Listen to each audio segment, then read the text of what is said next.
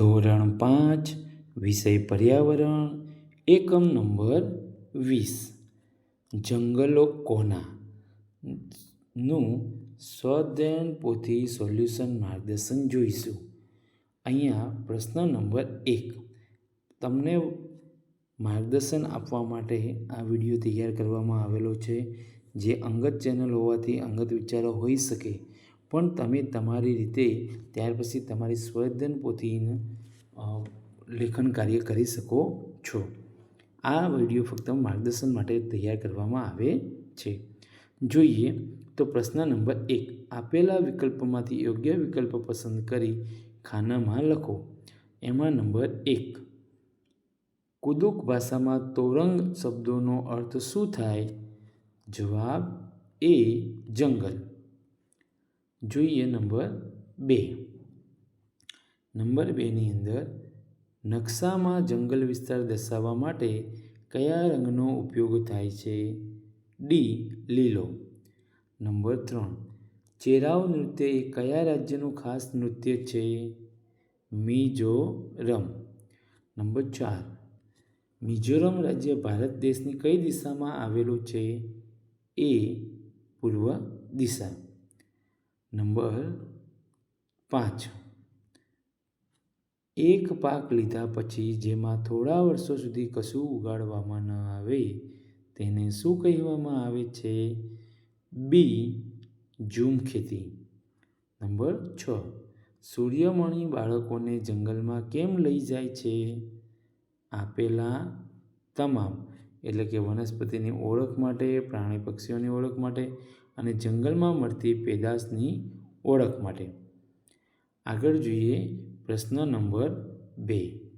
પ્રશ્ન નંબર 2 ની અંદર સૂચના છે આપેલા વર્તન યોગ્ય છે કે અયોગ્ય તે જણાવો. જોઈએ એમાં નંબર 1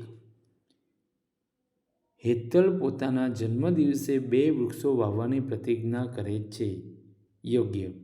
નંબર 2 ગુલાબસિંહ દાદાએ નિર્ણય કર્યો કે ઘરના આંગણાના વૃક્ષો પાડી નાખવા છે, પણ રાજેશે એમનો નિર્ણય બદલાવી દીધો. યોગ્ય. નંબર 3 હર્ષિલ મેદાન બનાવવા માટે વૃક્ષોને કાપી નાખે છે. અયોગ્ય. નંબર 4 ઈશિતાથી છોડ તૂટી જતા પાર્થ તે છોડને દોરી બાંધીને ઊભો કરે છે. યોગ્ય. નંબર 5 માં પરેશભાઈ પોતાના પશુઓને ચારો નાખવા આંગણામાંથી રોજ 1-2 ઉપયોગી છોડ તોડી નાખે છે. અયોગ્ય. નિલેશ પોતાની ગાડી મૂકવા એક વૃક્ષને કાપી નાખે છે. અયોગ્ય. નંબર 7 દેવાંશુ રોજ સવારે છોડમાં પાણી નાખે છે. યોગ્ય. 8 દક્ષ ધ્વનિને ફૂલ તોડતા અટકાવે છે. યોગ્ય. પ્રશ્ન નંબર 3 ની અંદર સૂચના છે પ્રશ્નોના જવાબ લખો. એમાં નંબર 1 તમારા ગામમાં જૂનામાં જૂના વૃક્ષને પાડવાનું નક્કી થયું છે, તો તમે શું કરશો?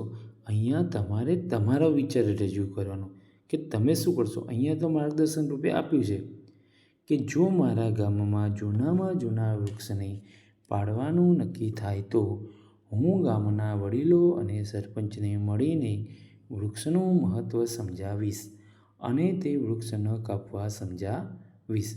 નંબર 2 જંગલો આપણને કેવી રીતે ઉપયોગી છે? તમને જેવી રીતે ઉપયોગી હોય તે રીતે તમારે દર્શાવવાનું છે. અહીંયા નમૂનારૂપ દર્શાવ્યું છે. જંગલો વાતાવરણને શુદ્ધ રાખે છે અને ઓક્સિજન આપે છે. જંગલો વરસાદ લાવવામાં મદદરૂપ થાય છે. તે આપણને લાકડું, ગુંદર, ફળ, મધ, ઔષધિઓ પૂરી પાડે છે. જંગલો પશુ પંખીઓને રહેઠાણ પૂરું પાડે છે. નંબર 3માં પ્રશ્ન પૂછ્યું છે કે જંગલોનો નાશ થતો અટકાવવા આપણે શું કરવું જોઈએ? તો તમે શું કરી શકો એ અહીંયા દર્શાવી શકાય. જંગલોનો નાશ થતો અટકાવવા આપણે વધુમાં વધુ વૃક્ષારોપણ કરવું જોઈએ. લોકોને જંગલોના મહત્વ વિશે સમજાવી જાગૃત કરવા જોઈએ. લોકો બિનજરૂરી વૃક્ષો કાપે નહીં તેનું ધ્યાન રાખવું જોઈએ. નંબર 4માં તમારા વિસ્તારમાં જંગલો છે તેની જાળવણી માટે કેવા પ્રયાસો કરવામાં આવે છે? હા, અમારા વિસ્તારમાં વન વિભાગ દ્વારા જંગલોની જાળવણી કરવામાં આવે છે. દર વર્ષે વન વિભાગ દ્વારા નવા છોડ રોપવામાં આવે છે. જંગલોમાં આગ ન લાગે તેનું ધ્યાન રાખવામાં આવે છે.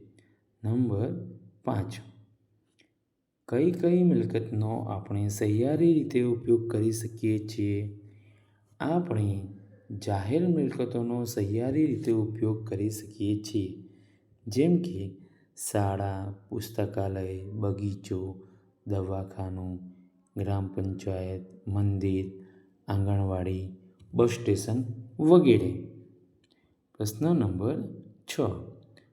નંબર 6ની અંદર કીધું છે કે તમારા વિસ્તારના પ્રખ્યાત નૃત્ય વિશે લખો.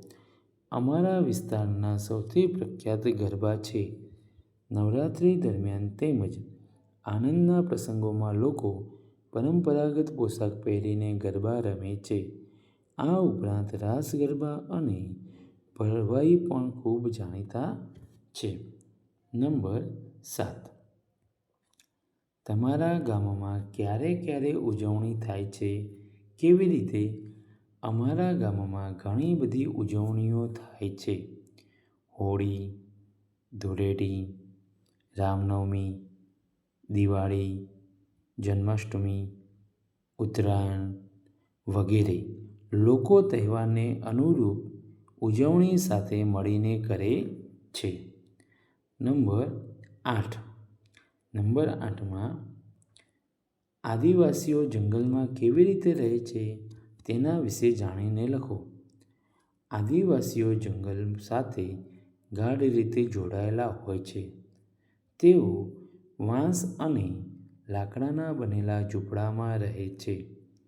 તેઓ જંગલની પેદાશો વેચીને તેમજ ખેતીકામ કે ખેતમજૂરી કરીને તેમનું ગુજરાન ચલાવે છે. નંબર 9માં જંગલ પેદાશોમાંથી આપણને કઈ વસ્તુઓ બનાવી શકીએ છીએ તેના નામ લખો. જંગલ પેદાશોમાંથી આપણે ફર્નિચર, ઔષધિઓ અને દવાઓ, કાગળ અને ગુંદર, મધ અને લાખ, વાંસમાંથી ટોપલીઓ અને સાદડીઓ, રબર વગેરે બનાવી શકીએ છીએ. પ્રશ્ન નંબર 4માં સૂચના આપવામાં આવી છે. તમારા માતા-પિતા અથવા શિક્ષક પાસેથી જાણીને આપણા દેશમાં જંગલો બચાવવા માટે થયેલા આંદોલનોના નામ લખી કોઈ એક આંદોલન વિશે લખો. ચિપકો આંદોલન, નર્મદા બચાવો આંદોલન, અપિક્કો આંદોલન, ખોજડી આંદોલન, સાયન્ટ વેલી આંદોલન અને જંગલ બચાવો આંદોલન.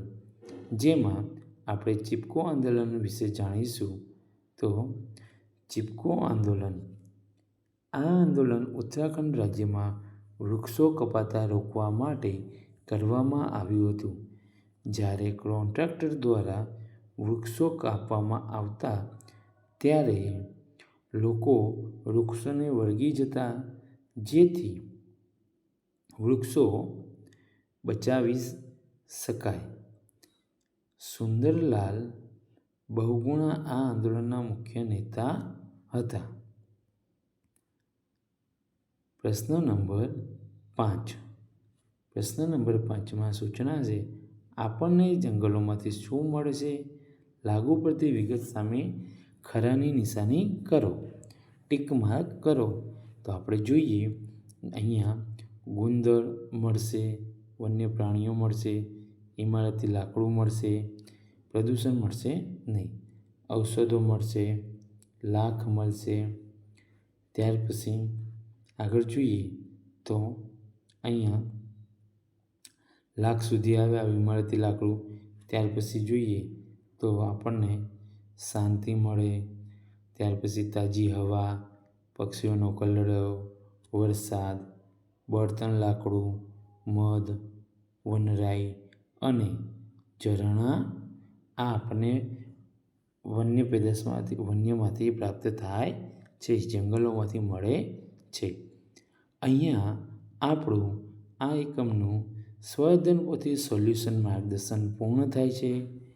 આ વિડીયો ગમ્યો હોય તો લાઈક કરજો અને આવા જ માર્ગદર્શન વિડીયો મેળવવા માટે અમારી સાથે જોડાયેલ રહેવા માટે અમારી ચેનલને આજે જ સબસ્ક્રાઈબ કરો અને આવા માર્ગદર્શનપૂર્ણ વિડીયો મેળવતા રહો. આવજો.